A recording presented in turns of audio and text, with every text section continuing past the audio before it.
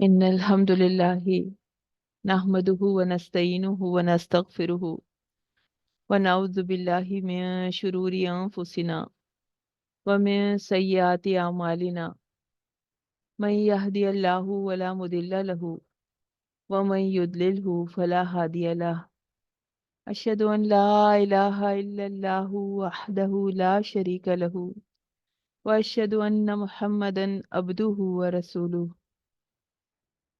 رب اشرح لي صدري ويسر لي أمري واحلل عقدة من لساني يفقه قولي اللهم أرنا الحق حقا وارزقنا اتباعه وأرنا الباطل باطلا وارزقنا اجتنابه اللهم أيدنا بروح القدس۔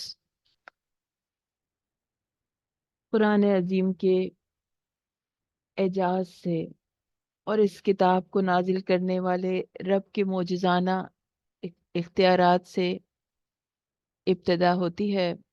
اعوذ باللہ من الشیطان الرجیم، بسم اللہ الرحمن الرحیم۔ یاسین، یاسین بڑی خوبصورت سورہ ہے۔ 83 آیات ہیں اس میں اور 807 ورڈز ہیں۔ 3028 لیٹرز ہیں اس میں، اور سورہ یاسین میں 5 رکوع ہیں۔ یاسین والقرآن الحکیم انک لمن المرسلین علی صراط مستقیم۔ یاسین قسم ہے قرآن کی جو حکمت سے بھرا ہوا ہے کہ اے محمد صلی اللہ علیہ وسلم، بے شک آپ پیغمبروں میں سے ہیں، سیدھے راستے پر ہیں، علی صراط مستقیم، تنزیل العزیز الرحیم۔ یہ سب غالب اور نہایت مہربان رب کا نازل کیا ہوا ہے۔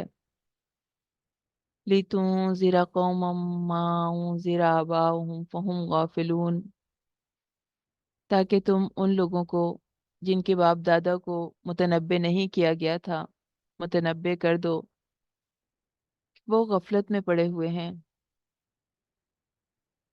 یہاں پر اللہ تعالیٰ نے رسول اکرم صلی اللہ علیہ وسلم کو مخاطب کرتے ہوئے قرآن حکیم کی قسم کھائی ہے اور 3 باتوں کی طرف توجہ دلائی ہے۔ پہلی یہ کہ یقیناً آپ رسولوں میں سے ہیں۔ دوسری یہ کہ یقیناً آپ صلی اللہ علیہ وسلم کا راستہ سیدھا راستہ ہے۔ اور تیسری یہ کہ یہ کتاب عزیز اور رحیم رب کی نازل کردہ ہے۔ اللہ تعالیٰ خود آپ کے رسول ہونے کی گواہی دے رہے ہیں۔ تنزیل العزیز الرحیم، تنزیل جس کے معنی صرف اتارنا نہیں ہے بلکہ نہایت اہتمام کے ساتھ درجہ بدرجہ اتارنا، اور یہ ایسا اہتمام ہے جو کسی اور کتاب کے نزول میں نہیں نظر آتا۔ جس ذات نے اس قرآن عظیم کو اتارا ہے، اس کی 2 صفات کا حوالہ دے کر ایک عظیم حقیقت کی طرف اشارہ کیا گیا ہے۔ ان 2 صفات میں پہلی صفت عزیز، کہ یعنی جس ذات نے اس قرآن کو اتارا ہے وہ غالب ہے، وہ بے پناہ قدرت کی مالک ہے، ہر عیب سے پاک ہے، وہ اپنی مخلوقات کی کسی ضرورت سے بے خبر نہیں ہے۔ اس نے نو انسانی کی ضرورتوں کو جانتے ہوئے اس کتاب کو اتارا ہے۔ تو جو لوگ بھی اس کی تکذیب کا ارادہ کریں گے، اس کا مذاق اڑائیں گے یا اس کو گرانے کی کوشش کریں گے، اگر اس کی تحقیر کریں گے یا اس کو جلانے کی جسارت کریں گے، تو انہیں ایک بات اپنے ذہن میں رکھنی چاہیے کہ یہ ایک عزیز، زبردست اور قدرت رکھنے والی ذات کا فرمان ہے جو ہر ایک پر غالب ہے۔ تو کبھی ہو سکتا ہے کہ کسی کے ذہن میں یہ سوال آئے کہ آج ان سرکشوں کو ڈھیل کیوں دی جا رہی ہے جو قرآن کا مذاق اڑانے والے ہیں یا قرآن کی تحقیر کرنے والے ہیں، تو اسی وقت ان کے اوپر عذاب کیوں نہیں آتا، اسی وقت ان لوگوں کے ہاتھ کیوں نہیں جل جاتے؟ اس کے لیے پروردگار کی دوسری صفات لائی گئی کہ عزیز ہونے کے ساتھ ساتھ وہ رحیم بھی ہے، اور وہ جس طرح اس کتاب پر ایمان والوں کے ساتھ رحمت کا سلوک کرتا ہے، دنیا میں انہیں بلندی دیتا ہے، آخرت میں بھی وہ اپنی رحمتوں سے نوازے گا ان کو۔ اور اسی طرح اس کی تحقیر کرنے والوں کو ایک لمیٹڈ ٹائم تک کے لیے ڈھیل دی جاتی ہے، محض اس لیے صرف بچے ہوئے ہیں کہ اللہ تعالیٰ ان کے ساتھ بھی رحمت کا معاملہ کرتے ہوئے ڈھیل پہ ڈھیل دے رہے ہیں ان کو، کہ اگر وہ سنبھلنا چاہیں تو سنبھل جائیں، ورنہ ان پر حجت تمام ہو جائے اور قیامت کے دن ان کے چھوٹنے کا کوئی راستہ باقی نہ رہے۔ لیکن ایسے لوگوں کا انجام دنیا میں بھی بدترین ہوا، اور آخرت کا انجام ابھی باقی ہے۔ ابو لہب قرآن کا شدت سے مخالفت کرنے والا تھا، 10 بیٹے اللہ نے اس کو دیے، مال و دولت دی، سرداری دی، مگر بدترین موت دی۔ جنگ بدر میں شریک نہیں ہو سکا تھا ابو لہب، اور جنگ بدر کے حالات سن کر انتہائی رنج و الم کی کیفیت میں رہا۔ اس کے بعد بڑی چیچک کی ایک ایک بہت بری بیماری میں مبتلا ہو گیا، جس سے اس کا بدن سڑ گیا۔ بیماری کے 8ویں دن وہ مر گیا۔ عرب کے لوگ اس بیماری سے بہت ڈرتے تھے اور اس مرنے والے کو بہت ہی منحوس سمجھتے تھے، اس لیے اس کے بیٹوں نے 3 دن تک اس کی لاش کو ہاتھ نہیں لگایا، مگر اس خیال سے کہ لوگ تانے دیں گے، تو ایک گڑھا کھودا اور کھود کے لکڑیوں سے دھکیلتے ہوئے اس کی لاش کو لے گئے اور اس کے اوپر مٹی ڈال دی۔ اور مورخین بتاتے ہیں کہ اس گھڑے میں اس قدر پتھر پھینکے کہ ان پتھروں سے اس کی لاش چھپ گئی۔ تو تنزیل العزیز الرحیم ہے۔ آپ اگر سرچ کریں گوگل کے اوپر کہ اس کتاب کو جلانے والوں کا کیا انجام ہوا، غیرت ایمانی جوش میں آ جاتی ہے، اللہ تعالیٰ ایمان بڑھا دیتا ہے۔ کتنے ہی جلانے والے تو ایسے تھے جو قرآن کی کو جلانے کی جسارت کرنے والے، قرآن کی کاپی کو جلانے والے، ان کو اسی وقت آگ لگ گئی۔ کسی کو 2 عورتوں نے بہت بدترین طریقے سے مارا، کسی کے ہاتھ بری طرح جل گئے، کچھ ایسے ذلیل ہوئے کہ خودکشی کر لی، کوئی ایکسیڈنٹ میں اس بری طرح ہلاک ہوئے کہ آگ میں گرے چیختے رہے، اور اس کے باڈی گارڈ بھی اس کو آگ سے نہیں نکال سکے۔ تو بہت غالب ہستی کا، بہت قدرت والے رب کا نازل کردہ ہے۔ ان کا اپنا کافر میڈیا بھی ایسے ہر شخص کو بریکنگ نیوز میں دکھاتا ہے، وِد ٹائٹل دکھاتا ہے کہ قرآن جلانے والے شخص کا یہ انجام۔ تو انسان کبھی بھی انڈر اسٹیمیٹ نہ کرے اس کتاب کو، اور نہ اس کے اتارنے والے رب کو۔ جو اسے نگلیکٹ کرتے ہیں، اہمیت نہیں دیتے دنیا کے مقابلے میں، اگنور کرتے ہیں، چڑھتے ہیں ان آیات سے، وقت نہیں نکالتے ان کے لیے، ان میں ٹیڑھ تلاش کرتے ہیں، تو اللہ تعالیٰ ان کو ڈھیل دے رہا ہے۔ اور اس کے بعد ان بطش ربک لشدید، بے شک تیرے رب کی پکڑ بہت سخت ہے۔ تو اسے جھٹلا کر، اس کی تحقیر کر کے، اس کو نگلیکٹ کر کے کوئی اس کی گرفت سے بچ نہیں سکتا۔ قوموں کی قومیں مٹا دی جاتی ہیں، اپنے تھامنے والوں کو تو یہ بلند کرتی ہے یہ کتاب، اور جو اس کی قدر نہیں کرتے رسوائی اور ذلت کے گڑھے میں گرا دیے جاتے ہیں۔ تو ہمارا انجام بھی ہمارے عمل پہ ڈیپینڈ کرتا ہے، اس کتاب سے ہمارے تعلق سے ریلیٹڈ ہے، اور اس کے آنے کا مقصد بھی یہی تھا کہ تاکہ تو اس قوم کو ڈرائے جن کے باپ دادا نہیں ڈرائے گئے، جو بے خبر تھے۔ اصل مقصد بیان کیا جا رہا ہے۔ اللہ تعالیٰ نے اس کتاب کو اس اہتمام کے ساتھ اس لیے اتارا تاکہ اس قوم کو پہنچایا جائے جہاں تک یہ پیغام نہیں پہنچا تھا، جن کی طرف کوئی خبردار کرنے والا نہیں آیا تھا۔ اللہ کا قاعدہ ہے کہ اس قرآن کا پیغام ہر ایک تک پہنچائے گا۔ جن تک نہیں پہنچا، ان تک پہنچانے کے ذرائع خود اللہ تعالیٰ بنائیں گے۔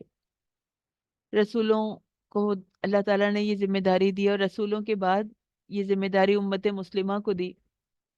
امت مسلمہ سے کہا گیا حجت الوداع کے 1.25 کے ٹھانٹے مارتے سمندر سے، اللہ کے نبی نے فرمایا کہ شاہد غائب کو پہنچا دیں، جو یہاں پر موجود ہیں وہ ان لوگوں تک پہنچا دیں جو لوگ یہاں پہ موجود نہیں ہیں۔ اور ہم سب سے سوال کیا جائے گا، اللہ کے नबी ने पूछा था कि तुम लोग गवाह रहना कि मैंने तुम तक पहुंचा दिया, बताओ मैंने तुम तक इसका पैगाम पहुंचा दिया। हमसे भी सवाल किया जाएगा कि क्या तुमने एफर्ट्स की थी, तुमने कोशिश की थी, तुमने उसमें अपना हिस्सा डाला था। तो जिसका हिस्सा उसमें पड़ा होगा वो सुरखरू होगा और उससे मुंह मोड़ने वाला खसारे में होगा। अल्लाह ताला फरमाते हैं, इन्ना जालना फी आनाक़िहिम अगलालन फहिया इलल अस्कानी फहुम मुक़महून। बेशक हमने इनकी गर्दनों में कई तोक डाल दिए हैं, बस वो ठोड़ियों तक उसी में हैं और इनके सर ऊपर को उठा दिए हुए हैं। अगलाल वुलन से है, लोहे का कड़ा या जंजीर जो मुजरिम के गले में डाल के बांध दिया जाता है। बाज़ औक़ात इसके साथ ही उसके हाथ और गर्दन भी बांध दिए जाते हैं। ये कैद की इंतहाई सख्त तरीन सूरत होती है। अस्कान जुकुन से है, मतलब ठोड़ियाँ। तो उस उन उन चेन्स की वजह से, उन तोक की वजह से उसका सर ऊपर की तरफ उठा हुआ है।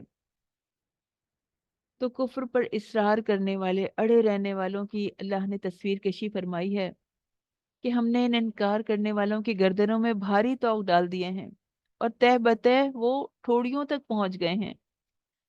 अब अपने खालिक की बात सुनने से इनकारी हैं, कुरान को न्यूट्रली समझने की कोशिश भी नहीं करते, आयात पर सर्च भी नहीं करते, उसकी रिसर्च भी नहीं करते, गौर व फिक्र करना ही नहीं चाहते, सोच के बैठे हैं कि हरगिज नहीं मानेंगे, शैतान के पंजे में फंसे हुए हैं।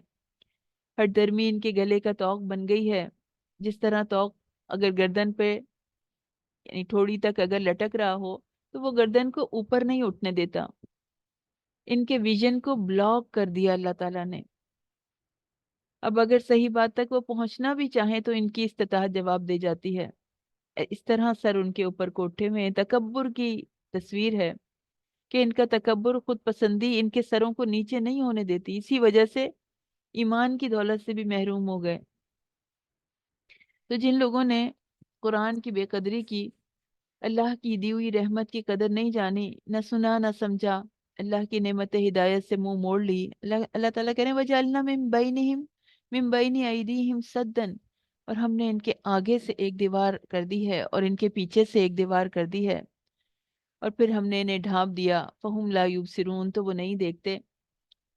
तो अल्लाह की नेमत हिदायत से मुंह मोड़ लिया, उसी पे अड़ गए।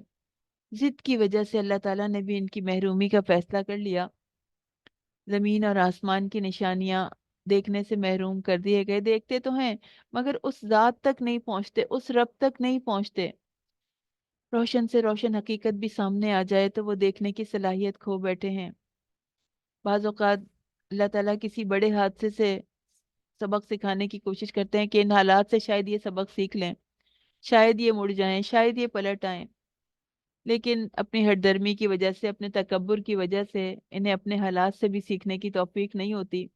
तो अल्लाह ताला ने इनकी महरूमी को फैसला कुन बनाने के लिए इनके आगे भी दीवारें खड़ी कर दी, इनके पीछे भी।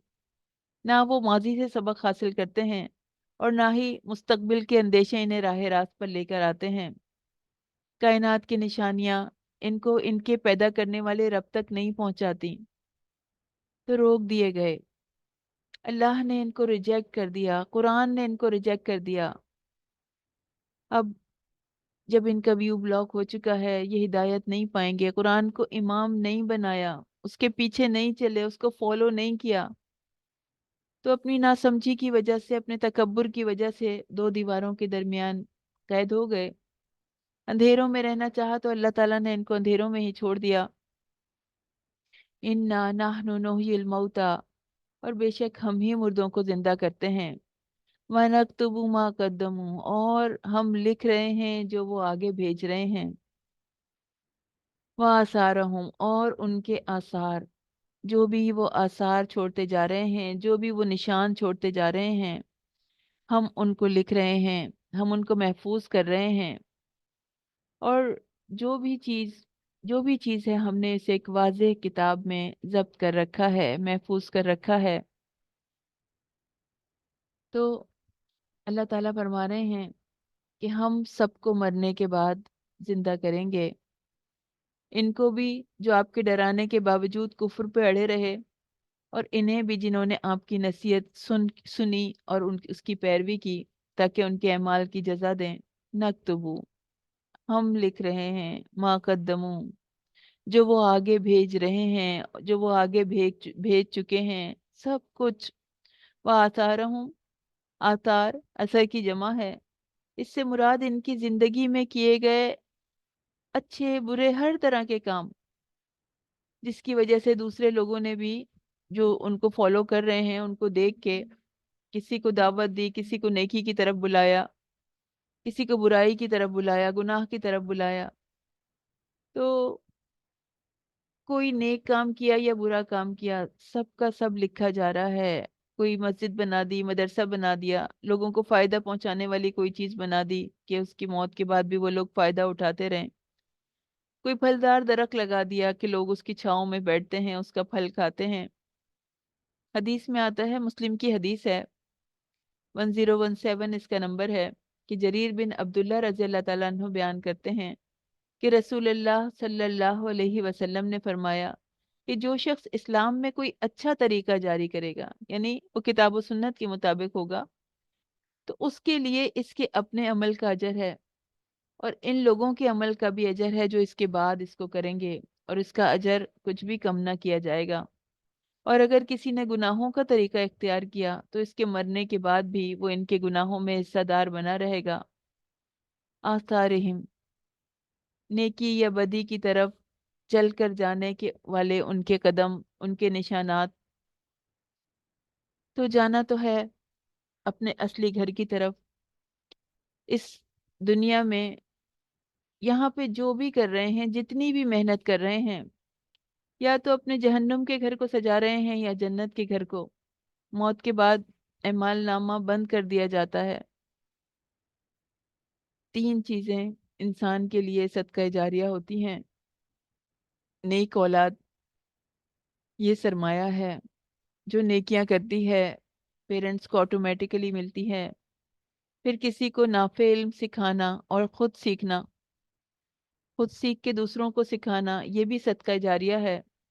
پھر وہ مال جو انسان نیکیوں میں خرچ کرتا ہے، اللہ کے لیے خرچ کرتا ہے، یہ بھی صدقہ جاریہ ہے۔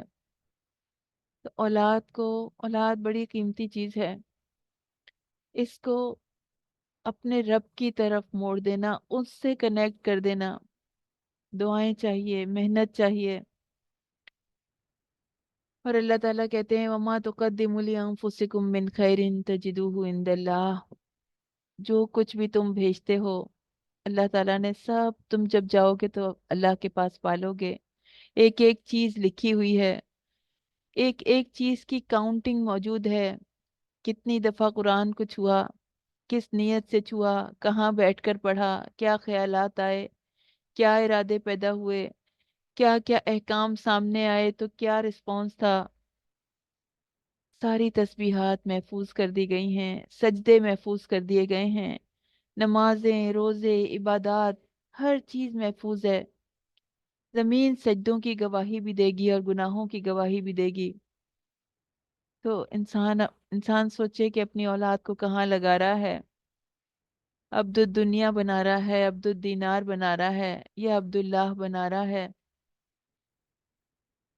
تو اللہ تعالیٰ نے ہر چیز کو امام مبین یعنی لوح محفوظ میں ہر چیز کو محفوظ کر دیا۔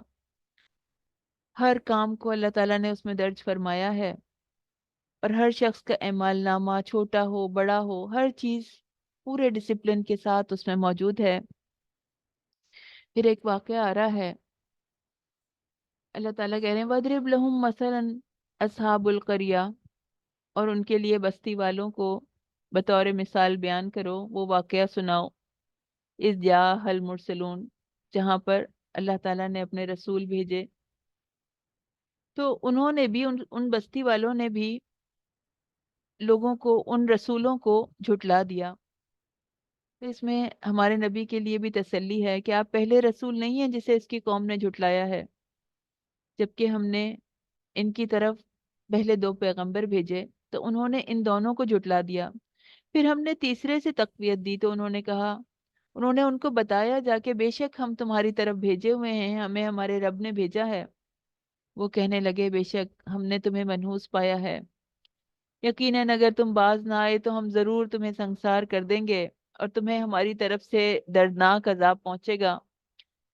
جب بستی والے دلیل کے ساتھ جواب نہیں دے سکے تو پھر دھمکی پر اتر آئے، ان کو مارنے پر تل گئے۔ اس شہر میں سب سے دور والے کنارے پر ایک صالح شخص رہتا تھا۔ اللہ تعالیٰ نے اس کو قرآن میں مینشن کیا، اس کا نام تو مینشن نہیں کیا لیکن اس کا عمل کے ساتھ اس کو مینشن کیا کہ اسے جب خبر پہنچی تو وہ شہر کے سب سے دور والے کنارے سے دوڑتا ہوا آیا اور اپنی قوم کو سمجھانے لگا۔ اس کے عمل کو اللہ تعالیٰ نے رہتی دنیا تک کے لوگوں کے لیے نمونہ بنا دیا۔ جب اسے پتا چلا کہ پیغمبر آئے ہیں، وہ حق پر ہیں، تو اس نے صرف اتنا کافی نہیں سمجھا کہ وہ وہیں پر اپنی جگہ بیٹھ کر وہ اللہ اللہ کرتا رہتا، اپنی عبادت کرتا رہتا، بلکہ حق کی شہادت دینے کے لیے جتنی جلدی ہو سکتا تھا وہ دوڑتا ہوا پہنچا۔ اس کے دوڑنے کو بھی مینشن کیا، اور اس نے اپنی جان کی پرواہ نہ کرتے ہوئے قوم کو سمجھانے کی پوری کوشش کی اور کہا کہ اے میری قوم، اللہ کے ان رسولوں کی پیروی کرو، اور خود بھی بتا انی آمنت بربکم فاسمعون، میں تمہارے پروردگار پر، تمہارے رب پر ایمان لایا ہوں، تو میری بات سن لو۔ میں اس رب پر ایمان لایا ہوں جو صرف میرا نہیں ہے، تمہارا بھی رب ہے، تو تم پر لازم ہے کہ میری بات سنو۔ فاسمعونی بہت اہم ہے، بہت درد ہے اس میں، خلوص کی انتہا ہے، بے غرضی کی انتہا، کہ کسی طرح یہ سن لیں، کسی طرح یہ سمجھ جائیں، کسی طرح یہ بچ جائیں اس آگ سے، آگ کے اس گڑھے سے یہ بچ جائیں۔ ہم سے بھی یہ خلوص ریکوائرڈ ہے۔ اللہ نے یہ مثال ہمیں اس لیے دی ہے، اللہ چاہتے ہیں ہم بھی اپنے اپنے ساتھیوں کے لیے، اللہ کے بندوں کے لیے وہ خلوص رکھیں۔ تو اللہ نے فرمایا قیل ادخل الجنہ، حکم ہوا کہ جنت میں داخل ہو جاؤ۔ درمیان کی بات محذوف ہے، خود بخود سمجھ آ رہی ہے کہ اس کی قوم کے لوگ اس کے اوپر پل پڑے اور اسے شہید کر دیا۔ تو اللہ تعالیٰ نے کہا کہ تم جنت میں داخل ہو جاؤ۔ حضرت ابن مسعود رضی اللہ تعالیٰ عنہ فرماتے ہیں کہ ان کفار نے اس مومن کامل کو بے طرح پیٹا، بہت مارا، اور اسے گرا کر اس کے پیٹ پہ چڑھ بیٹھے، پیروں سے روندنے لگے یہاں تک کہ اس کی آنتیں نکل آئیں۔ اس وقت اللہ کی طرف سے اسے جنت کی خوشخبری سنائی گئی اور اللہ نے اسے دنیا کے رنج و غم سے آزاد کر دیا اور امن اور چین کے ساتھ اس کو جنت میں پہنچا دیا۔ اپنے ثواب اور اجر کو، عزت و اکرام کو دیکھ کر اس کے منہ سے نکلا کہ کاش میری یہ قوم جان لیتی کہ مجھے میرے رب نے بخش دیا اور میرا بڑا ہی اکرام کیا گیا۔ اللہ نے اس کی بات پہنچا دی، جو اس نے سوچا اللہ تعالیٰ نے رہتی دنیا تک وہ پیغام دے دیا، جنت میں داخلے کی بشارت دی، اور ساتھ ہی اس کی خیر خواہی کو بھی اللہ نے پہنچا دیا۔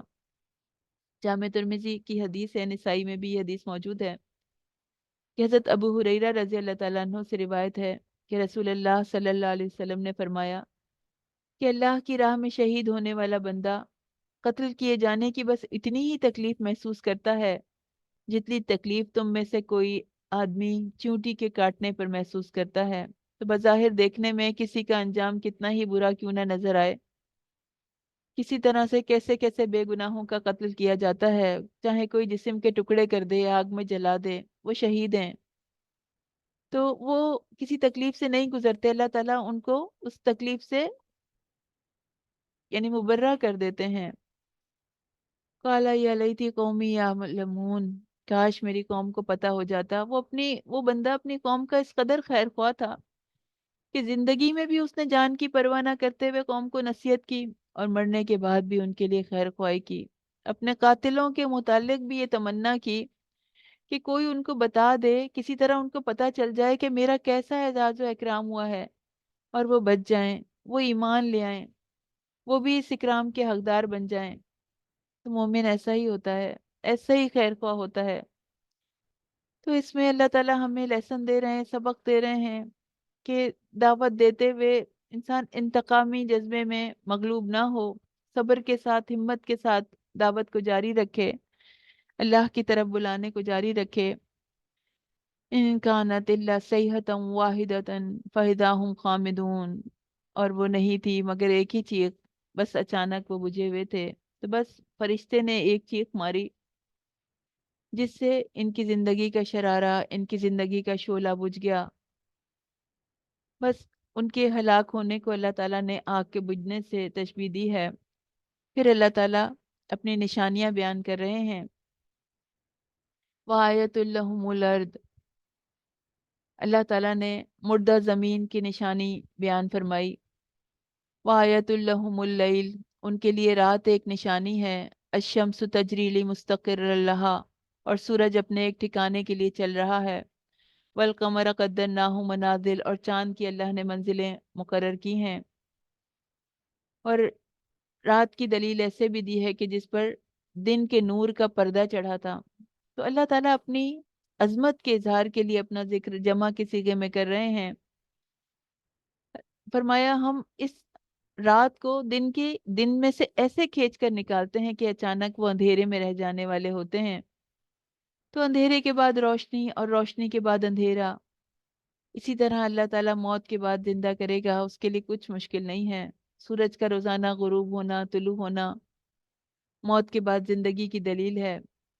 چاند کی اللہ تعالیٰ نے منزلیں ایسے مقرر کی ہیں کہ وہ کبھی بالکل باریک ہو جاتا ہے، پھر 14ویں کا چاند پورا روشن پورا ہوتا ہے، گھٹتا بڑھتا رہتا ہے۔ اس کی 28 منزلیں اللہ تعالیٰ نے مقرر فرمائی ہیں، اور پھر 1 یا 2 دن غائب رہ کے پھر دوبارہ طلوع ہو جاتا ہے۔ تو اللہ کی نشانیاں بکھری ہوئی ہیں۔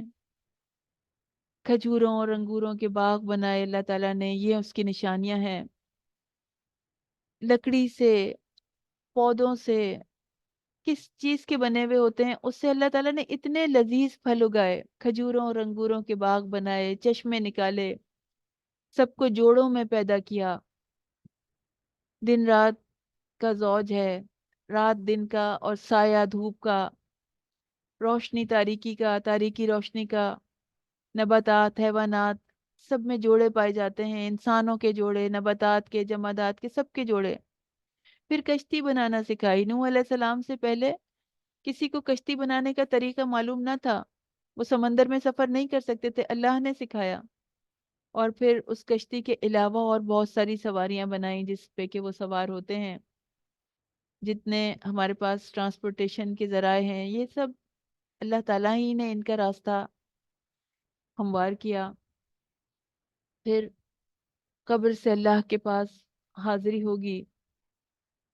اللہ تعالیٰ فرما رہے ہیں سور میں پھونکا جائے گا، اچانک وہ قبروں سے اپنے رب کی طرف تیزی سے دوڑنے والے ہوں گے۔ اس وقت انہیں یہ احساس نہیں ہوگا کہ وہ مر چکے ہیں، وہ زندہ کیے گئے ہیں۔ ابھی سمجھیں کہ ہم سوئے تھے، کسی نے ہمیں جگا دیا، کہیں گے ہائے ہماری بربادی، کس نے ہمیں اٹھا دیا؟ تو بس ایک چیخ ہوگی اور اچانک وہ سب ہمارے پاس حاضر کیے جائیں گے۔ مراد سور ہے کہ جب دوسری دفعہ سور میں پھونکا جائے گا تو لمحہ بھر میں قیامت برپا ہو جائے گی، کسی جان پر کوئی ظلم نہ کیا جائے گا، کسی کی نیکیوں میں کوئی کمی نہ کی جائے گی، اور نہ ہی کسی اور کے گناہ کسی پر لادے جائیں گے، بس انہی اعمال کی جزا ملے گی جو وہ کرتے تھے۔ الیوم نختم علی افواہہم، آج ہم ان کے منہوں پر مہر لگا دیں گے، اور ان کے ہاتھ ہم سے باتیں کریں گے، اور ان کے پاؤں ان کی گواہی دیں گے جس سے کہ وہ کمایا کرتے تھے۔ تو انسان کے جسم کے اعضاء، اس کے ہاتھ، وہ بتائیں گے کہ اس نے کیا گناہ کیے تھے، کہاں کہاں یہ تھم لگا تھا، کہاں کہاں کیا کیا ان انگلیوں نے ٹائپ کیا تھا، وہ خیر کی بات تھی یا گناہ کی بات تھی، ایک ایک چیز محفوظ کر دی گئی ہے۔ وَمَن نُعَمِّرْهُ نُنَكِّسْهُ فِي الْخَلْقِ، اور جسے ہم زیادہ عمر دیتے ہیں تو اسے بناوٹ میں الٹا کر دیتے ہیں۔ تو کیا یہ نہیں سمجھتے؟ انسان کی جوانی جیسے جیسے ڈھلتی ہے، بڑھاپا، کمزوری اور ناتوانی لے کر آ جاتا ہے، دوبارہ بچوں کی طرح کمزور ہو جاتے ہیں، ہر کام میں دوسروں کے محتاج ہو جاتے ہیں۔ زندگی کے ان انقلابات کو دیکھ کے بھی نہیں سمجھتے، اپنے رب کے بارے میں نہیں سمجھتے کہ وہ ہے جو کہ انسان کو دوبارہ زندہ کرتا ہے، تو اس کے لیے قیامت کو برپا کر دینا کچھ مشکل نہیں ہے۔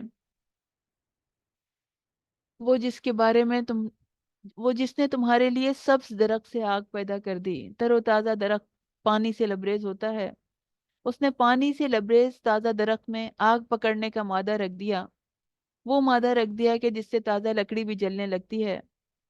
تو اسی طرح وہ زندہ سے مردہ کو اور مردہ سے زندہ کو نکالتا ہے اور نکالے گا۔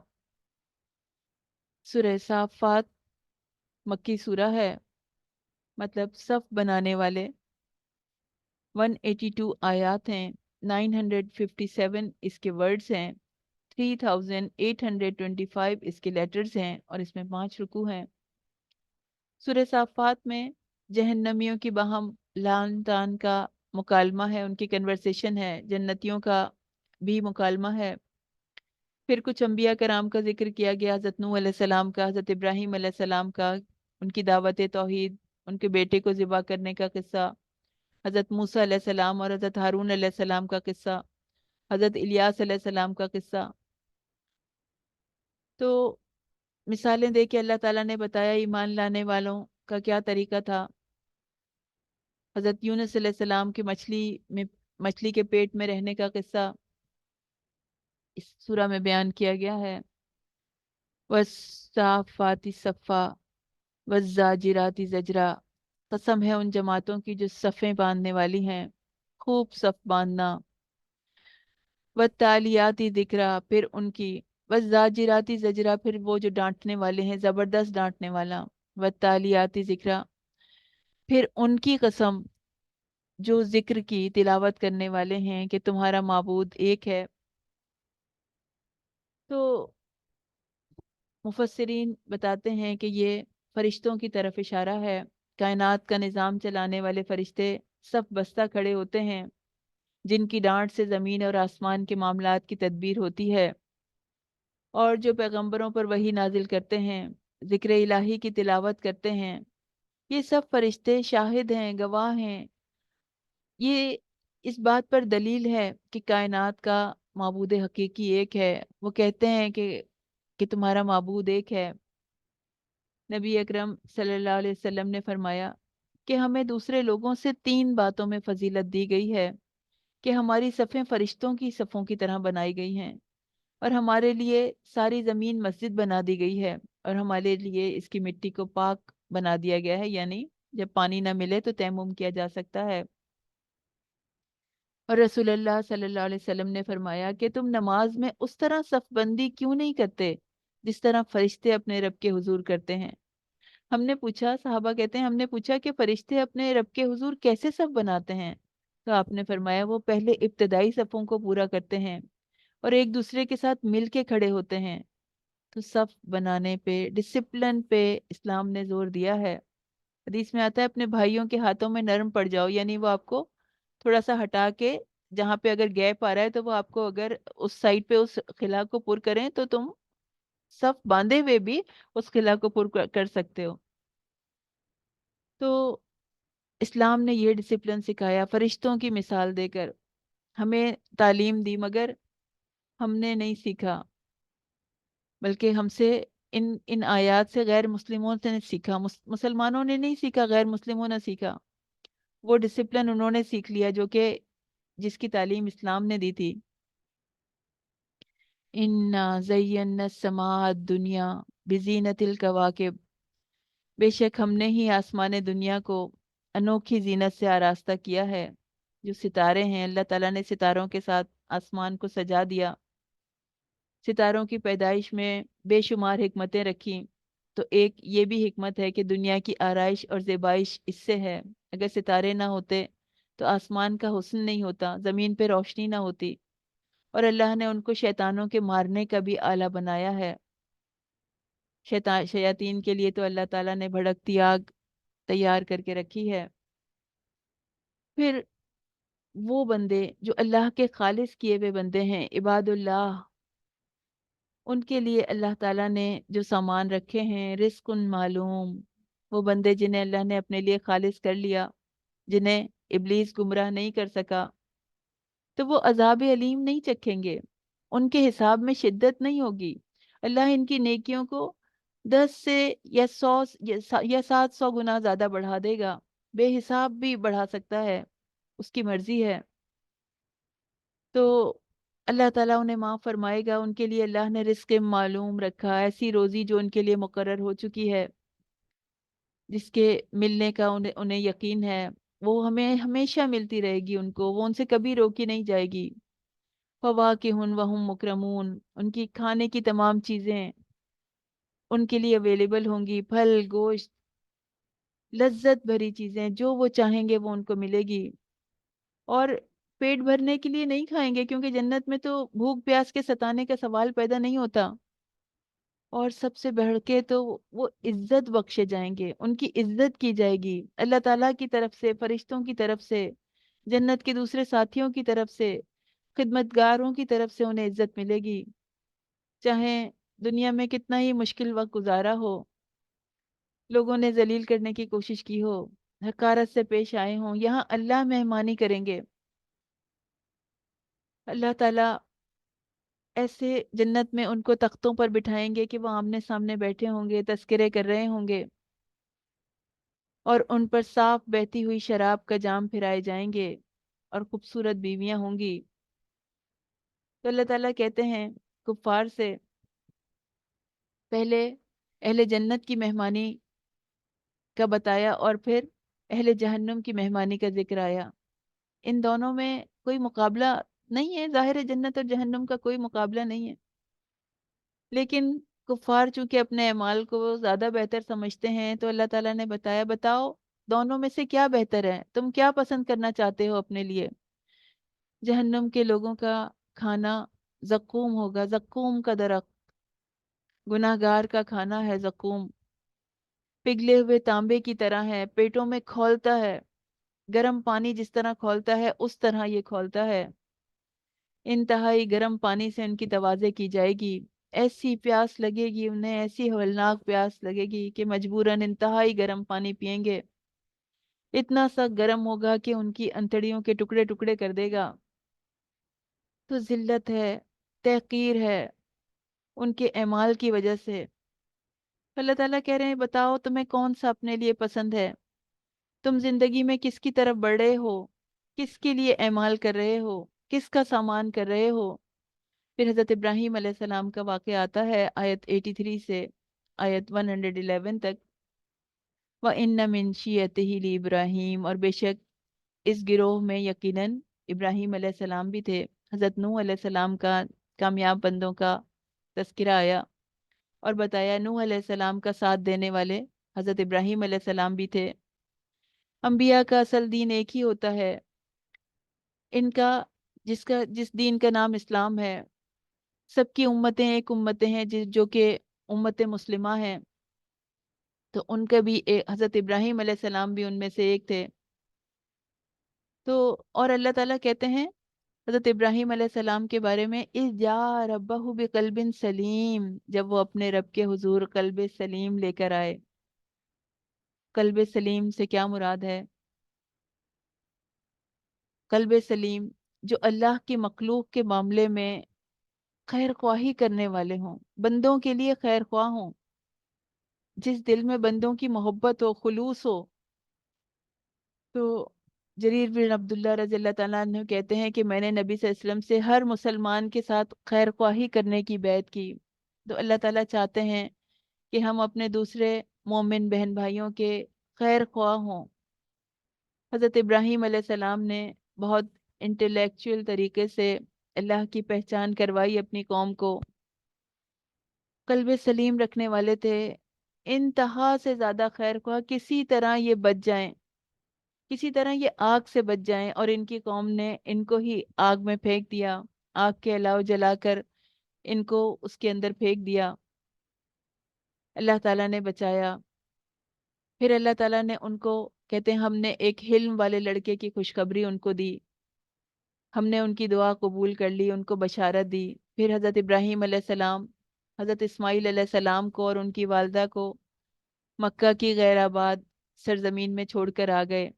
وہاں پر اللہ تعالیٰ نے ان کے لیے آب زمزم مہیا کیا، ایک قبیلے کو لا کے بسایا۔ ابراہیم علیہ السلام اسماعیل علیہ السلام اور ان کی والدہ کی خبر گیری کے لیے آتے رہتے تھے۔ جب ان کا بیٹا بڑا ہو گیا، اس عمر پہ پہنچ گیا کہ باپ کا ہاتھ بٹا سکے، تو ایک نیا امتحان پیش آیا۔ حضرت ابراہیم نے خواب میں دیکھا کہ وہ اپنے عزیز ترین بیٹے کو ذبح کر رہے ہیں، اور نبی کا خواب بھی وہی ہوتا ہے۔ اس لیے انہوں نے اللہ کا حکم سمجھ کر کسی بھی تردد کے بغیر اس پر عمل کرنے کا پکا ارادہ کر لیا، اور پھر بیٹے سے کہنے لگے، اے میرے بیٹے، میں خواب میں دیکھتا ہوں کہ میں تجھے ذبح کر رہا ہوں، تو تیرا کیا خیال ہے؟ تو مجھے بتا۔ ماں فنظر ماذا ترا، بیٹے کی رائے پوچھنے کا یہ مطلب نہیں تھا کہ اگر وہ نہیں مانتا تو وہ اس پہ عمل نہیں کرتے، بلکہ چاہ رہے ہیں کہ وہ بھی اللہ کا فرما بردار بنے۔ تو انہوں نے بھی حضرت اسماعیل علیہ السلام نے کہا، یا ابتی، ابتی افعل ما تؤمر، آپ وہ کیجئے جس کا آپ کو حکم دیا جاتا ہے۔ ستجدنی انشاءاللہ من الصابرین، اگر اللہ نے چاہا تو آپ مجھے ثابت قدم پائیں گے، میں اس آزمائش پر صبر کرنے والوں میں سے ہوں گا۔ تو حضرت ابراہیم علیہ السلام نے ساری کی ساری اپنی انرجی اللہ کے کلمے کو بلند کرنے کے لیے خرچ کی۔ ساری زندگی، کب سے وہ اولاد کے لیے دعائیں کر رہے ہوں گے، صالح اولاد کے لیے، اور اللہ تعالیٰ نے انہیں بڑھاپے میں بیٹا عطا کیا، اور وہ بھی جب بھاگنے دوڑنے کے قابل ہو گیا تو اللہ نے اس کی بھی قربانی مانگ لی۔ لیکن حضرت ابراہیم نے اللہ کے ہر حکم پر ہمیشہ سر جھکا دیا، اپنے آپ کو سپرد کر دیا اپنے رب کے۔ قال اسلمت لرب العالمین، جو ان کے رب نے چاہا انہوں نے ویسا کیا۔ اللہ تعالی ہمیں بھی اپنی ایسی محبت عطا فرما دے کہ ہمیں اللہ کا کوئی حکم بھاری نہ لگے، مشکل نہ لگے، خوشی سے کرنے والے ہوں۔ تو جو بھی قرآن کا حکم آ جائے ہم بھی اس کے اوپر سر جھکا دیں، حضرت ابراہیم علیہ السلام کی طرح۔ اللہ تعالیٰ قربانی نہیں لیتا، اللہ تعالیٰ صرف چیک کرتا ہے، ٹیسٹ کرتا ہے۔ ابراہیم علیہ السلام نے کو آگ سے نکال دیا، حضرت ابراہیم علیہ السلام کو ان کا بیٹا واپس کر دیا، اور امامت بھی دی، بلندی بھی دی، مرتبہ بھی دیا۔ تو اللہ کے حکم کی جب اطاعت آتی ہے، جب اطاعت کرتا ہے مومن، تو اللہ اس کو بلند کرتا ہے۔ اس طرح ایک بوڑھے باپ نے اپنے رب کی محبت میں اپنے لختے جگر کی گردن پہ چھری پھیر دی، سب سے قیمتی چیز کو قربان کرنے کے لیے سامنے پیش کر دیا، اور وہی بنی اسرائیل تھے کہ انہوں نے کیسے کیسے ایک ایک حکم کے اوپر کتنا کتنا آرگیومنٹ کیا۔ تو یہ ہمیں اپنے اندر چیک کرنا ہے کہ اللہ کے حکم پر ہمارا کیا رد عمل ہوتا ہے، حضرت ابراہیم علیہ السلام جیسا ہوتا ہے یا بنی اسرائیل جیسا ہوتا ہے۔ سورہ سعد، سورہ سعد مکی سورہ ہے۔ سعد والقرآن ذی الذکر، اس نصیحت والے قرآن کی قسم۔ الذکر کے معنی عزت اور شرف بخشا جا رہا ہے، یہ نصیحت بھی ہے، عزت اور شرف بھی ہے، اور ان تمام چیزوں کا ذکر اس قرآن میں موجود ہے جو کہ انسان کو نجات دینے کے لیے ضروری ہیں۔ بل الذین کفروا فی عزت و شقاق، بلکہ وہ لوگ جنہوں نے کفر کیا، تکبر اور مخالفت میں پڑے ہوئے ہیں، جو قرآن کے احکام کو ماننے سے انکار کر دیتے ہیں۔ تو وہ کیا سمجھتے ہیں کہ وہ اللہ سے زیادہ علم رکھتے ہیں، وہ اللہ سے زیادہ قدرت رکھتے ہیں، اور جب انسان اللہ کے آگے سر جھکا دیتا ہے کہ جو میرے رب نے پسند کیا میں وہی کروں گی، چاہے مجھے مشکل لگے یا آسان لگے، تو یہی رویہ ہم سے مطلوب ہے۔ اس سورہ میں دو طرح کے لوگ اللہ تعالیٰ نے مینشن کیے ہیں، کفر کرنے والے، تکبر کرنے والے، خواہش نفس کی پیروی کرنے والے، اور ایک ایمان لانے والے، ہر حکم پہ سر جھکا دینے والے، اللہ کی رضا حاصل کرنے کی کوشش کرنے والے۔ تو کفر کرنے والوں کا کیا انتظام ہے؟ جہنم ان کے انتظار میں ہے، اور ایمان لانے والوں کو جنت کی خوشخبری دی جا رہی ہے۔ کفار کے بڑے لوگ توحید کی دعوت سن کر یہ کہتے تھے، آپ صلی اللہ علیہ وسلم کی مجلس میں یہ کہتے تھے، سب سے کہتے تھے کہ اپنے دین پر اپنے طریقے پہ جمے رہو، ان کی بات کو نہیں سنو، ان کو نہیں انٹرٹین کرو، اپنے معبودوں پہ ڈٹے رہو۔ قوم نوح نے بھی یہی کہا تھا، اپنے ہرگز ہرگز اپنے معبودوں کو چھوڑنا مت۔ تو یہ لوگ ایک دوسرے کو باطل اور شرک پر ڈٹے رہنے کی اتنی تاکید کرتے ہیں، تو اہل حق کو تو اس سے زیادہ، وہ تو حق پر قائم ہے، تو ان کو تو اس سے زیادہ تاکید کرنی چاہیے ایک دوسرے کو۔ تو دونوں چیزیں سامنے رکھ دی اللہ تعالیٰ نے کہ جو چاہے اپنے لیے منتخب کر لو۔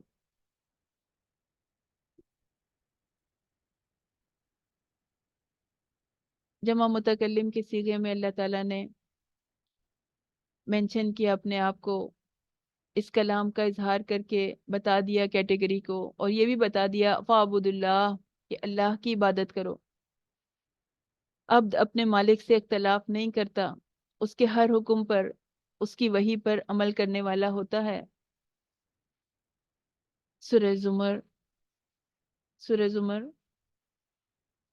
سورہ زمر میں 75 آیات ہیں، 1274 ورڈز ہیں، اور 4795 اس کے لیٹرز ہیں، اور اس میں 8 رکوع ہیں۔ شروع ہوتی ہے اِنَّا أَنزَلْنَا إِلَيْكَ الْكِتَابَ بِالْحَقِّ، بلا شبہ ہم نے آپ کی طرف یہ کتاب حق کے ساتھ نازل کی ہے۔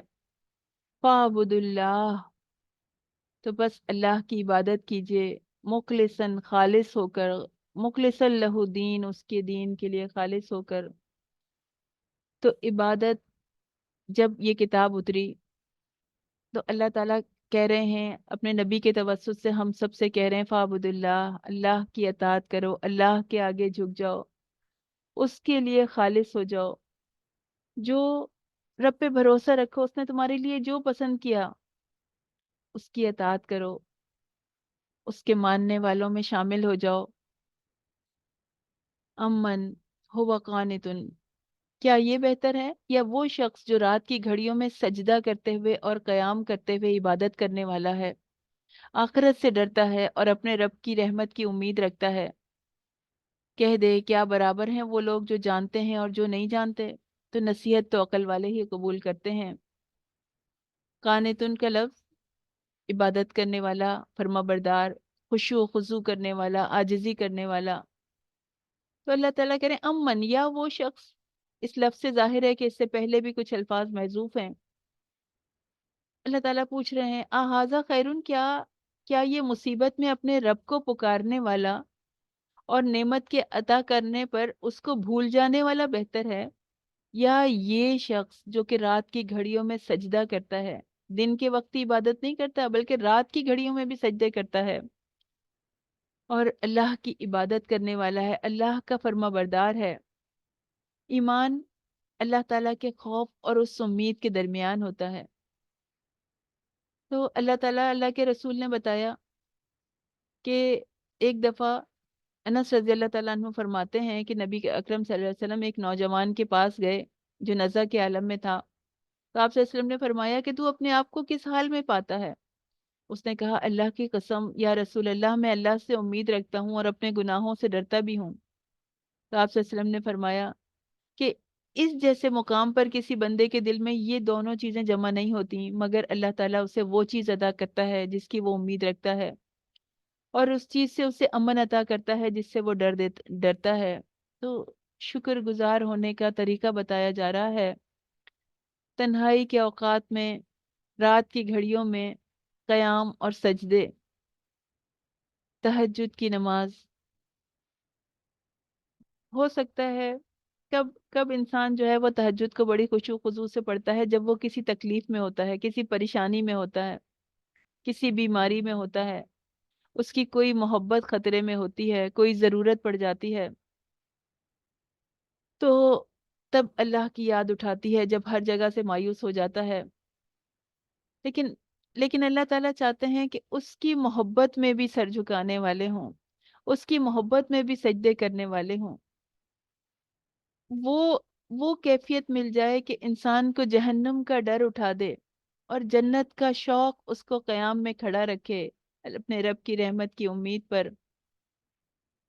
اللہ تعالیٰ نے فرمایا دو چیزوں کے اللہ کے نبی نے فرمایا، رسول اللہ صلی اللہ علیہ وسلم نے فرمایا، بخاری میں حدیث ہے 7529 اس کا نمبر ہے، کہ دو چیزوں کے سوا رشک کرنا درست نہیں ہے۔ ایک وہ آدمی جسے اللہ تعالیٰ نے قرآن دیا تو وہ رات کی گھڑیوں میں اور دن کی گھڑیوں میں اس کی تلاوت کرتا ہے، اور ایک وہ آدمی جسے اللہ تعالیٰ نے کھلا مال دیا ہے اور وہ رات کی گھڑیوں میں اور دن کی گھڑیوں میں اللہ کی راہ میں خرچ کرتا ہے۔ تو اللہ اوپن چوائس دے رہے ہیں، تم اپنے لیے کیا بہتر سمجھتے ہو؟ کیا چیز بہتر سمجھتے ہو؟ کون سا راستہ تم نے چنا ہے؟ سجدوں کی راہ یا تکبر کی راہ؟ اور اگر تم ڈرتے ہو کہ اتنے گناہ کر کے آئے ہو، اللہ کے لیے قابل قبول ہوگا یا نہیں، اللہ تعالیٰ معاف کریں گے یا نہیں، تو اللہ تعالیٰ فرماتے ہیں، قل کہہ دیجئے، آپ بتا دیجئے، یا عبادی الذین اسرفوا علی انفسہم، اے میرے وہ بندو جنہوں نے اپنی جانوں پر ظلم کیا ہے، لا تقنطوا من رحمت اللہ، اللہ کی رحمت سے مایوس مت ہو، نا امید نہ ہو۔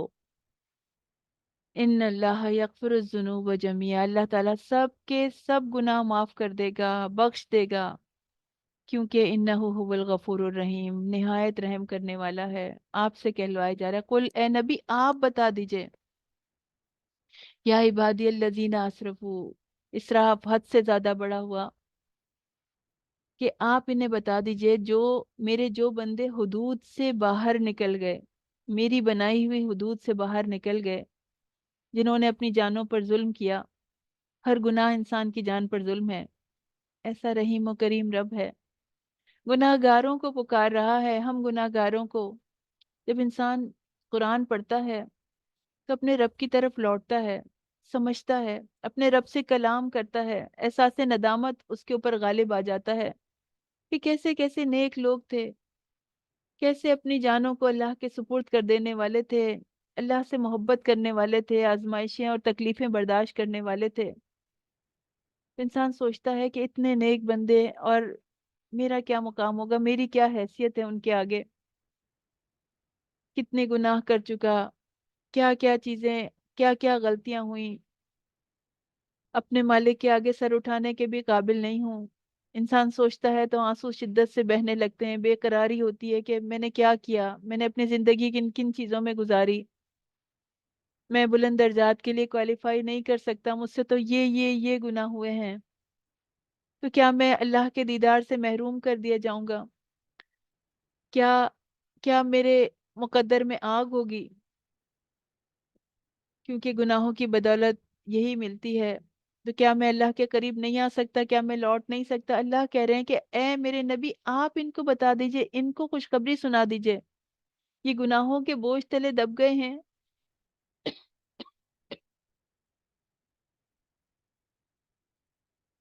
میری طرف پلٹ کر آنے کا راستہ تلاش کرتے ہیں، تو انہیں کہہ دیجئے، لا تقنطوا من رحمت اللہ، قنوت یاس سے بڑھ کر ہوتا ہے، یاس نا امیدی، نا امیدی کا اگلا درجہ ہے، شدت کی مایوسی۔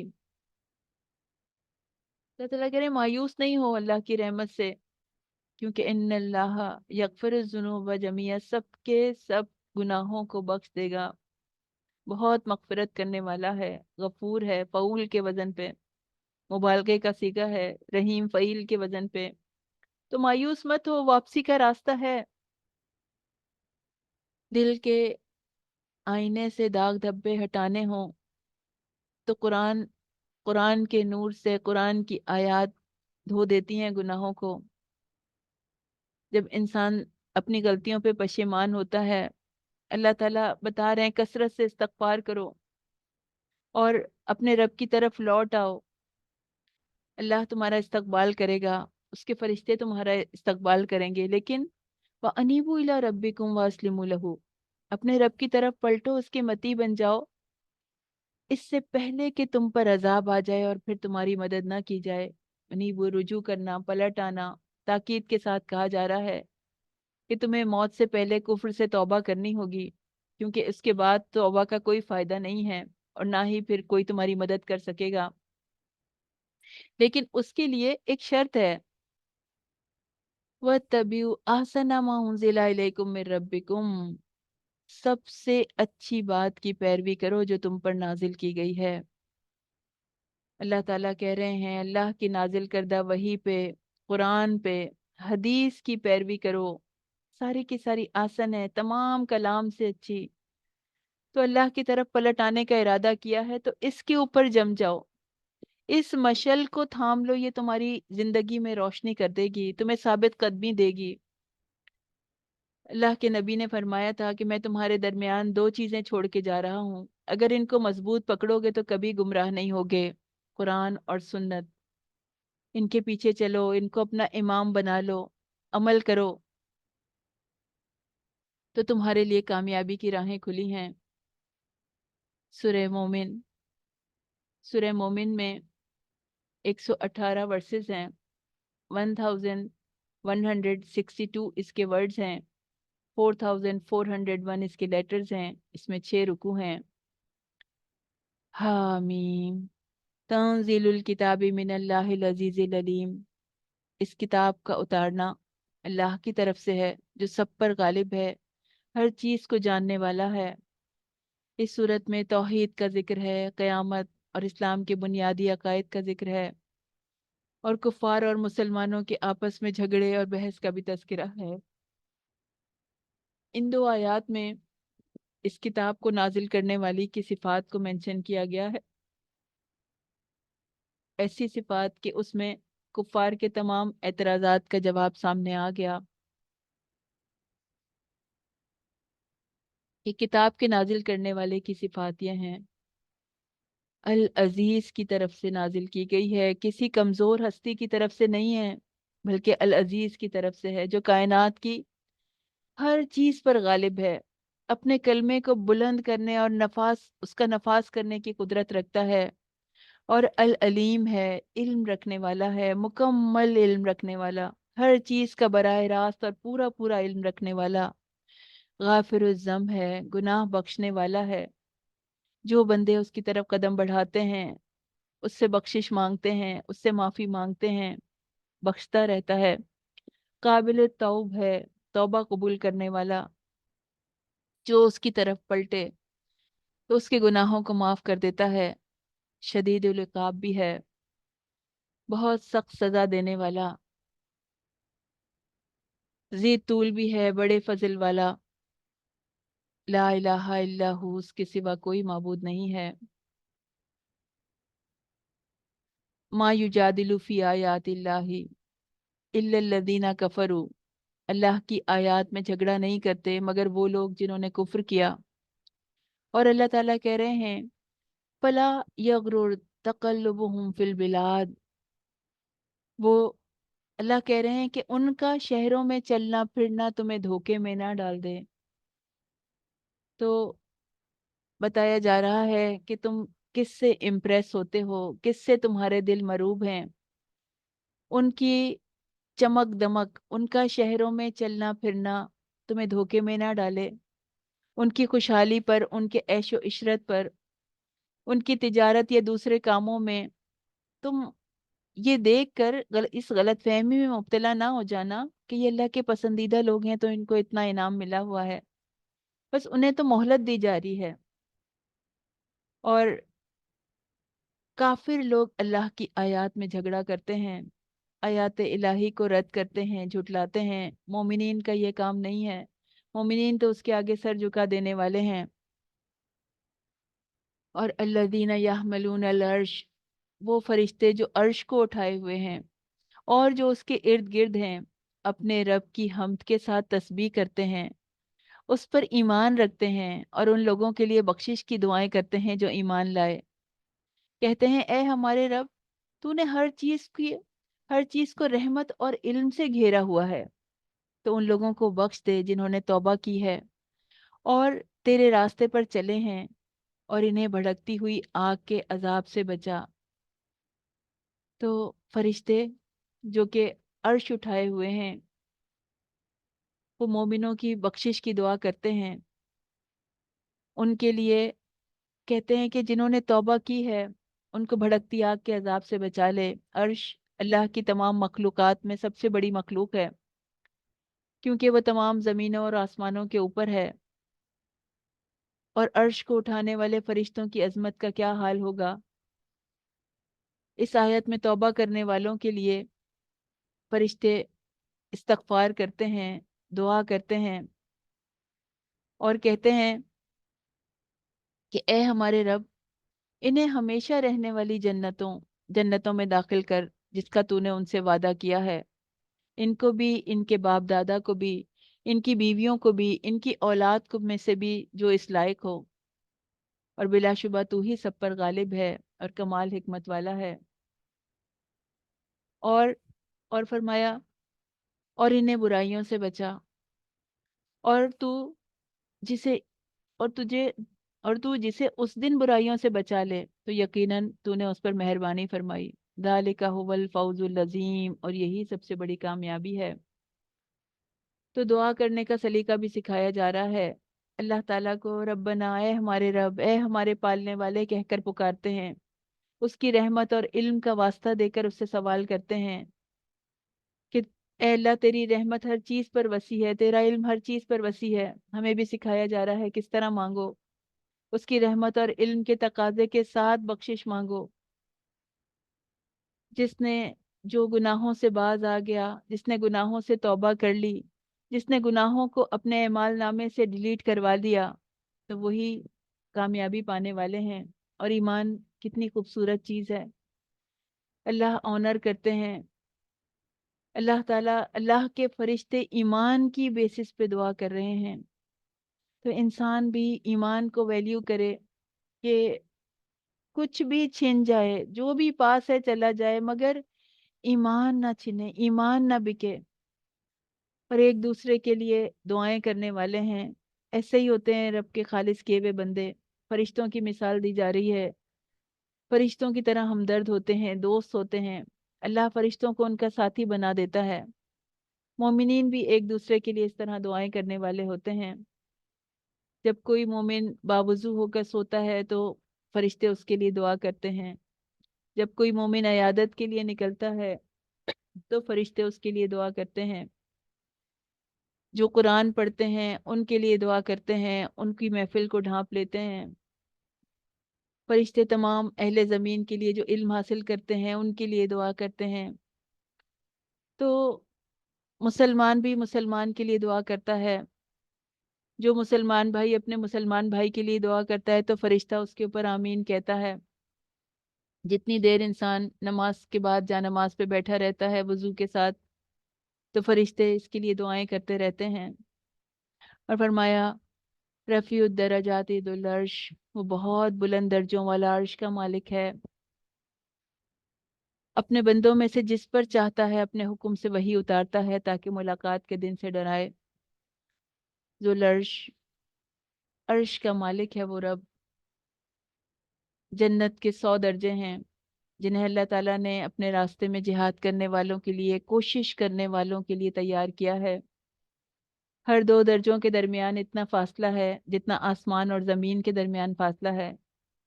بس تم اللہ سے سوال کرو تو فردوس کا کرو، وہ بلند ترین جنت ہے، اس کے اوپر رحمان کا عرش ہے جس سے نہریں نکلتی ہیں۔ اللہ تعالیٰ ہمیں جنت کا حقدار بنا دے۔ پھر قیامت کا منظر دکھایا جا رہا ہے، جس دن وہ صاف ظاہر ہوں گے، ان کی کوئی چیز اللہ پر چھپی ہوئی نہ ہوگی۔ پوچھا جائے گا کہ آج کس کی بادشاہی ہے، تو سب جواب دیں گے اللہ ہی کی، جو ایک ہے، بہت دبدبے والا۔ آج ہر شخص کو اس کا بدلہ دیا جائے گا جو اس نے کمایا۔ آج کوئی ظلم نہیں کیا جائے گا، بے شک اللہ بہت جلد حساب لینے والے ہیں، بہت جلد وہ وقت آنے والا ہے۔ ظالموں کے لیے نہ کوئی دلی دوست ہوگا، نہ کوئی سفارشی ہوگا، نہ نہ ان کی بات مانی جائے گی، تو کوئی دوست بھی نہیں ہوگا، کوئی سفارش کرنے والا بھی نہیں ہوگا۔ زندگی میں جسے دوست بنایا تھا وہ تو اپنے مفاد کے لیے وہ دوستیاں تھیں۔ جو دوستیاں قرآن کے اوپر ہوتی ہیں، خلوص کے لیے، مومن ایک دوسرے سے خلوص کا رشتہ رکھتا ہے، ایمان کا رشتہ رکھتا ہے، وہ ایک دوسرے کی سفارش کرتے ہیں۔ اللہ تعالیٰ تو آنکھوں کی خیانت کو بھی جانتے ہیں، اور وہ سب کچھ جانتے ہیں جس کو سینے چھپاتے ہیں۔ وآخر دعوانا والحمد للہ رب العالمین۔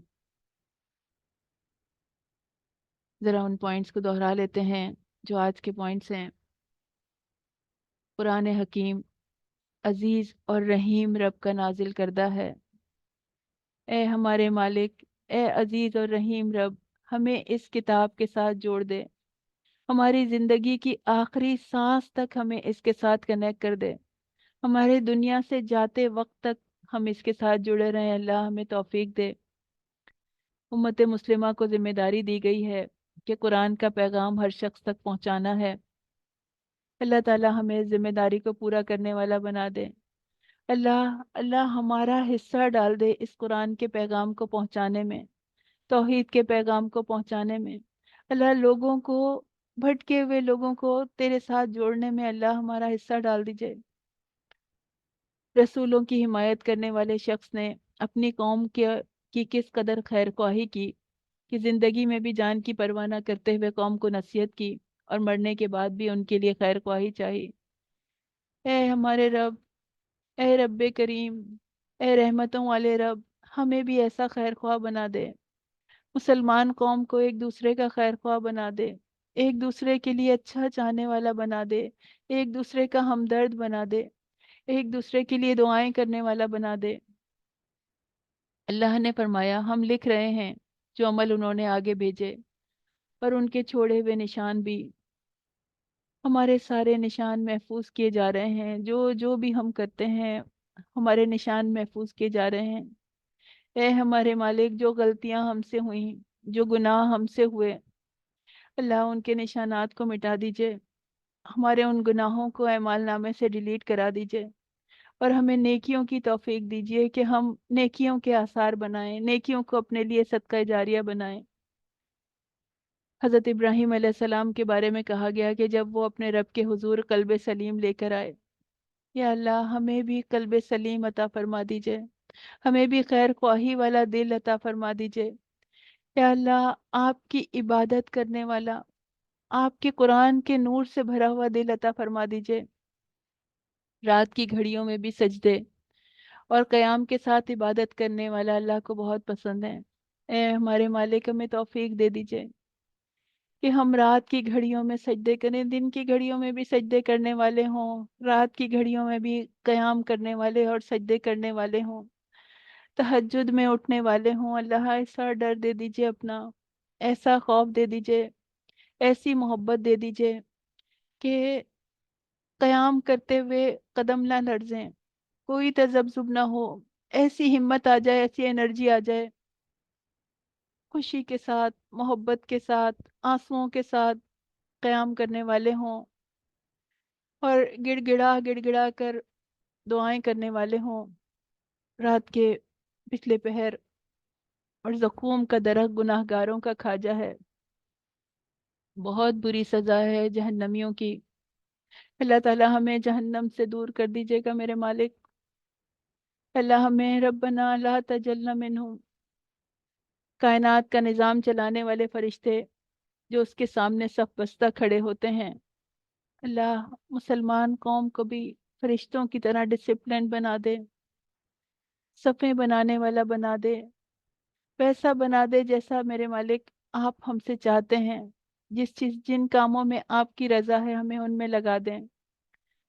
اللہ تعالیٰ کہتے ہیں قیامت کے دن کا منظر ہے کہ آج ہم ان کے منہوں پہ مہر لگا دیں گے اور ان کے ہاتھ ہم سے باتیں کریں گے۔ یا اللہ ان ہاتھوں کو نیکیوں میں لگا دیجئے، یا اللہ ان ہاتھوں کو صدقہ جاریہ میں لگا دیجئے، نیک کاموں میں لگا دیجئے، ہم سے، ہمارے خاندانوں سے، ہمارے بچوں، ہمارے آل اولاد، تمام مسلمین سے۔ یا اللہ، یا اللہ ان کے ہاتھوں کو نیک کاموں میں لگا دیجئے کہ قیامت کے دن وہ نیکیوں کی گواہی دینے والے ہوں۔ اے میرے بندو، جنہوں نے اپنی جانوں پر زیادتی کی ہے، اللہ کی رحمت سے نا امید نہ ہو جاؤ۔ یا اللہ ہم نہ مایوس ہونے والے نہیں ہیں۔ یا اللہ ہم آپ سے امید رکھتے ہیں، آپ سے امید کرنے والے ہیں۔ اے میرے مالک، اے مالک الملک، اے کائنات کے مالک، ہم نے اپنی جانوں پہ زیادتی کی ہے، ہم نے ظلم کیا ہے، ہم نے گناہ کیے ہیں، ہم نے جو بھی گناہ کیے شعوری طور پہ یا غیر شعوری طور پر، انہیں معاف کر دیجئے۔ اے مالک، آپ کی رحمت سے مومن دور نہیں ہوتے، ہم آپ ہی سے امید رکھتے ہیں۔ یا اللہ، آپ ہی کا آسرا ہے، آپ ہی کا سہارا ہے۔ معاف کر دیجئے ہمارے سارے گناہوں کو، مٹا دیجئے ہمارے سارے گناہوں کو۔ اور وہ لوگ جنہوں نے کفر کیا ہے، ان کا شہروں میں چلنا پھرنا تجھے دھوکے میں نہ ڈال دے۔ یا اللہ، ہمارے دلوں کو ان لوگوں سے مروب مت کیجیے، ہمارے دلوں سے ان کا روب نکال دیجئے، ان کی محبت نکال دیجئے جو کفر کرنے والے ہیں، چاہے ان کی زندگیوں میں کتنی ہی چمک دمک کیوں نہ ہو۔ اللہ، ہمارے دلوں میں اس کے لیے کراہٹ ڈال دیجئے، ہمارے دلوں میں مومنین کے لیے محبت ڈال دیجئے۔ عرش اللہ کی تمام مخلوقات میں سے سب سے بڑی مخلوق ہے۔ یا اللہ، رب العرش العظیم ہے آپ، عرش کے مالک ہیں۔ اے ہمارے مالک، آپ کی مخلوقوں میں اتنی بڑی مخلوق ہے، یہ کائنات، یہ آسمان، یہ زمین آپ نے پیدا کی ہے۔ اے ہمارے مالک، ہمیں سرخرو کر دیجئے، ہمیں ایمان والوں میں سے کر دیجئے۔ جنت کے 100 درجے ہیں، اے ہمارے مالک ہمیں سب سے افضل ترین درجہ عطا کیجئے، جنت الفردوس عطا کیجئے۔ ربنا تقبل منا انك انت السميع العليم وتب علينا انك انت التواب الرحيم۔ سبحان ربك رب العزة عما يصفون وسلام على المرسلين والحمد لله رب العالمين۔ السلام علیکم ورحمۃ اللہ وبرکاتہ۔